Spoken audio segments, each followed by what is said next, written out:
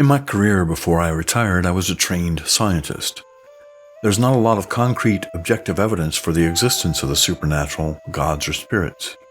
And any time in the past when I've asked people to give me their reasons for their spiritual belief, it just comes down to personal subjective experience. Of course, that doesn't mean that personal subjective experiences aren't valid.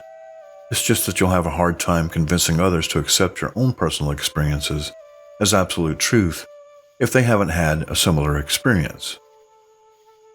So what is the nature of those personal experiences? According to the psychodynamic school of thought, a lot of our motivations and reasons for doing the things that we do come from the unconscious parts of our minds.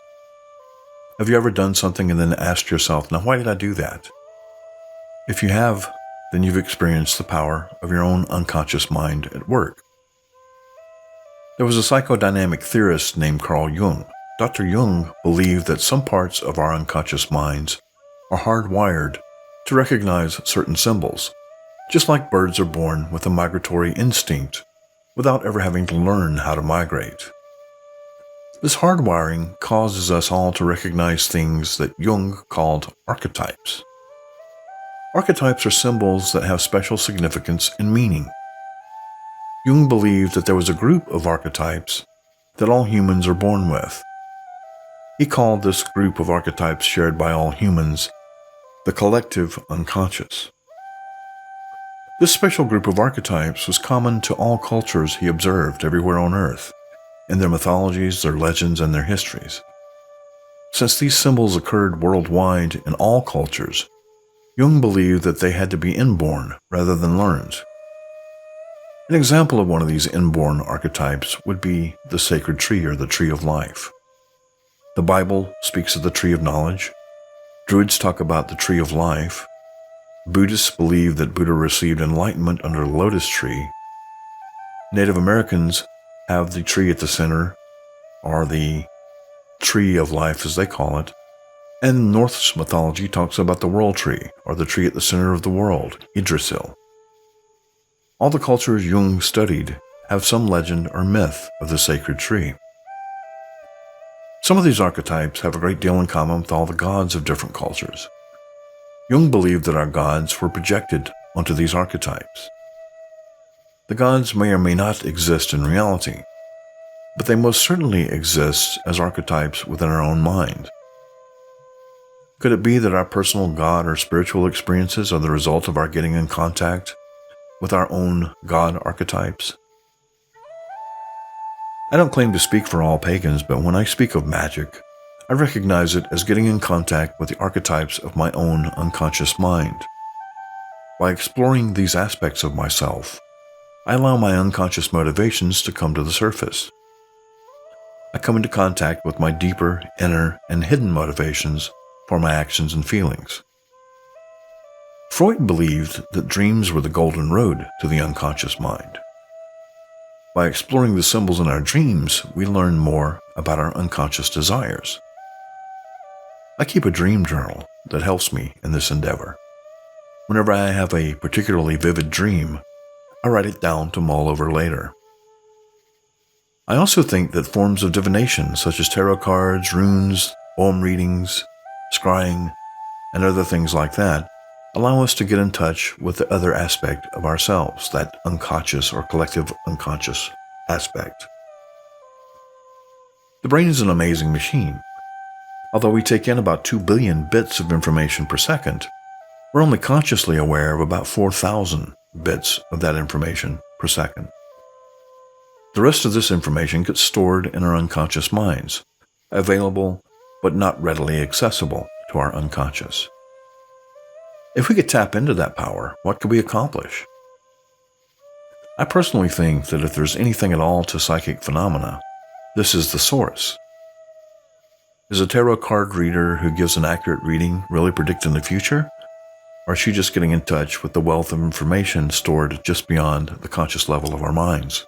Is she then using that information to make accurate predictions based on what her own unconscious mind is telling her? I believe that omens function in the same way. For example, I associate crows and ravens with Odin. So when I see a crow, I realize that a change in direction might be in order. Perhaps my life isn't going in the right direction and I need to reconsider some options. So was the crow really a messenger from Odin? Or was it that my unconscious mind knew that I needed to make a change, then directed my conscious mind to notice the crow and pay attention? How many other crows did I see from day to day that I ignore because my unconscious mind hasn't primed my conscious mind to notice them? To my way of thinking, all magic works this way. The tools of the craft of magic are really just methods of exploring the vast knowledge of our own unconscious minds. The next question, of course, is, does it really matter? If I choose to see a crow and interpret it as a message from Odin, or if I see a crow and suddenly realize my unconscious mind is trying to tell me something, the end result is the same. Either way, I've changed the path I was on to a more suitable and fruitful one. So will magic really work if you know what's going on behind the scenes in your unconscious mind? Think of it this way. I've seen a lot of movies and plays that moved me deeply. One that comes readily to mind is What Dreams May Come with the late Robin Williams. That movie for me is an emotional roller coaster ride, especially given his suicide. The feelings I experience when I watch that movie are real, even though I know that it's only a movie, a work of fiction, and these are merely actors. Does the fact that it's only a movie change the fact that the emotions I experience when watching it are real? Ultimately, it doesn't matter if magic is real in the sense of a supernatural occurrence. Whether it's real or not, it fulfills the purpose of evoking change. To experiment with this idea, take the OM fuse you created with the video last week and do at least one divination using each of the methods prescribed in the previous video. Pay attention to what you learn about yourself after doing each divination. Was it magic at work? Was the magic unconscious, or was it something supernatural? I'll leave that to you to decide.